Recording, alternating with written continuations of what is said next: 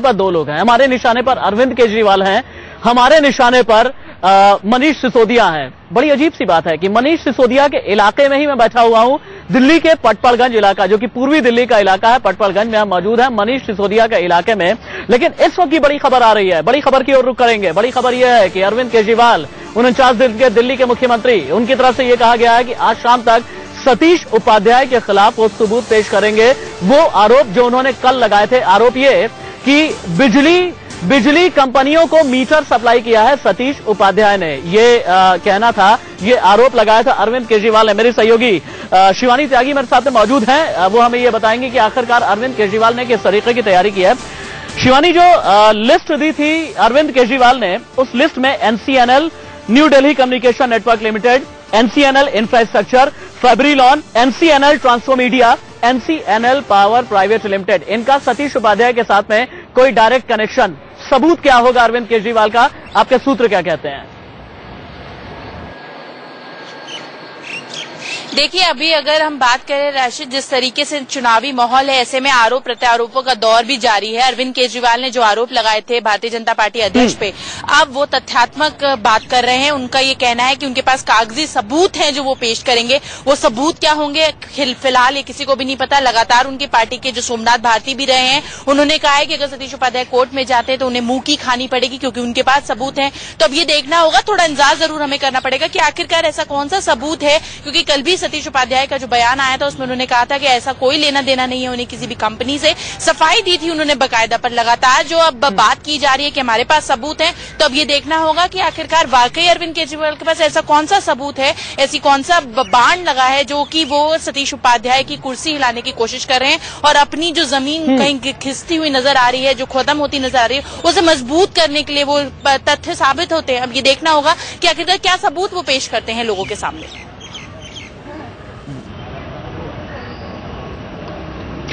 सबूत, और साथ ही साथ सतीश उपाध्याय ने अपनी तरफ से यह कह दिया है, सतीश उपाध्याय ने यह कह दिया है कि अगर मेरे खिलाफ लगाए गए आरोप अगर सही साबित होते हैं तो मैं राजनीति छोड़ दूंगा, मैं राजनीति कल ही छोड़ दूंगा। लेकिन अगर सबूत नहीं पेश कर पाए तो फिर अरविंद केजरीवाल को राजनीति से संन्यास लेना पड़ेगा।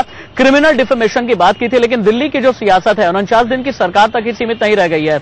दिल्ली की सियासत आरोप प्रत्यारोप तक पहुंच गई है, अंडों और टमाटर की राजनीति तक भी पहुंच गई है। और दिल्ली की सियासत में बयान भी है, वार भी है, पलटवार भी है। पहले अरविंद केजरीवाल का वार देखिए, सतीश उपाध्याय का पलटवार देखिए।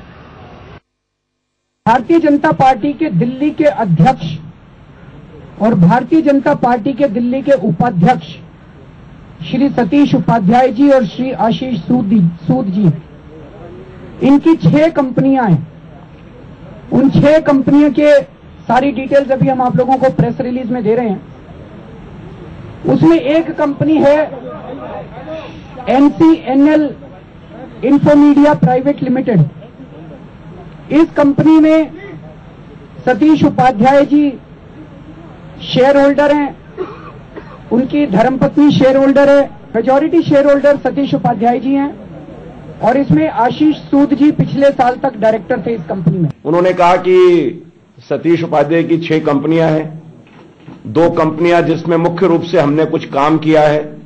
मैं आपको बता दूं कि NCNL power private limited, NCNL Transco media private limited नाम की कोई कंपनी हमने ना तो कभी बनाई, ना वो शायद एग्जिस्ट करती है। नेटवर्क कंपनी की वेबसाइट पर जाके आप देख सकते हैं, उसमें ट्रांजैक्शन तो दूर, हमें तो पता नहीं वो कंपनी क्या है और किस तरह की, और ना कंपनी वो खुली। आप लोग नेट देख सकते हैं। ये कंपनी बीएससीएस को, यानी कि दिल्ली की बिजली की कंपनी को सर्विसेज प्रोवाइड करती रही है। उसके सबूत ये हैं, ये टीडीएस के सर्टिफिकेट्स हैं जो बीएससीएस ने इशू किए हैं, जो ये दिखाते हैं कि सतीश उपाध्याय जी की कंपनियां बिजली कंपनियों को सर्विसेज प्रोवाइड करती रही हैं। अगर ऐसा है, अब उन्होंने झूठ तो बोल दिया, इसके ऊपर हम निश्चित रूप से क्रिमिनल डेफेमेशन कल ही डालेंगे। पहले भी वो इन सब चीजों में आ चुके हैं, हिट एंड रन की पॉलिसी उनकी है, और अगर ये दोनों कंपनियां नहीं मिली और ऐसा नहीं हुआ तो फिर वो निकल कर ऐसे ही भाग जाएंगे या राजनीति छोड़ देंगे। और अगर सही हुई वो कंपनियां जो उन्होंने नाम लिए हैं 2 कंपनियों के, अगर वो सही हुई तो मैं आपको निश्चित रूप से कहता हूं कि मैं अगले ही दिन कल ही, और मैं उनको 24 घंटे का टाइम दे रहा हूं, मैं टाइम बाउंड कर रहा हूं इसको, अभी तो चुनाव है ही नहीं। इन दोनों कंपनियों के बारे में या तो वो सबूत दें वरना सक्रिय राजनीति से संन्यास ले लें। दिल्ली में इस तरह की गलत तरह की राजनीति, व्यवसायियों को चोर बजाने की राजनीति अब चल नहीं सकती। मीटरों को इंस्टॉल करने का और मीटरों को रिप्लेस करने का काम सतीश उपाध्याय जी की कंपनियां करती हैं। ये वही मीटर हैं जिससे दिल्ली की सारी जनता दुखी है। दिल्ली की सारी जनता कहती है कि ये मीटर तेज चल रहे हैं। दिल्ली की सारी जनता कहती है कि इन मीटरों की जांच होनी चाहिए। दिल्ली की सारी जनता कहती है कि इन मीटरों को बदला जाए। वो मीटर इंस्टॉल करने का और रिप्लेस करने का काम सतीश उपाध्याय जी की कंपनियां कर रही हैं। अगर वो कंपनियां एग्जिस्ट नहीं करती होंगी तो निश्चित रूप से अगर करती होंगी या तो राजनीति उनको छोड़नी पड़ेगी, दिल्ली में अब तय होगा, झूठ का पर्दाफाश होगा, और या मैं राजनीति से संन्यास ले लूंगा। What I am saying it, I mean it. Delhi के व्यापारियों को चोर कहना, दिल्ली के काम करने वाले लोगों को चोर कहना, कुछ भी कह करके निकल जाना, इसका जवाब इस बार उनको देना पड़ेगा। सच्चाई तो यह है कि दिल्ली की लड़ाई किसी के लिए साख की लड़ाई है, किसी के लिए अस्तित्व की लड़ाई है। साख की लड़ाई है नरेंद्र मोदी के लिए क्योंकि मोदी लहर का लिटमस टेस्ट है।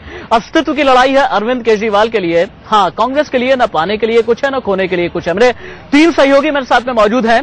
आम आदमी पार्टी के बारे में जानकारी देंगे मुझे शिवानी त्यागी मेरी सहयोगी। कांग्रेस के बारे में रजत राकेश टंडन के पास में हम चलेंगे, संजय शर्मा के पास भी चलेंगे क्योंकि आज बीजेपी की स्टेट इलेक्शन कमेटी की मीटिंग है जिसमें 32 जो 2013 में जीत करके चुनाव आए थे बीजेपी के विधायक, उन्हें लेकर के ब्रेन चर्निंग होगी, ब्रेन स्टॉर्मिंग का एक सेशन चलेगा।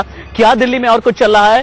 पूर्वी दिल्ली में मेरे साथ जनता भी मौजूद है, इनके बीच भी हम चलेंगे। एक छोटे से ब्रेक के लिए रुकेंगे, कहीं मत जाइए।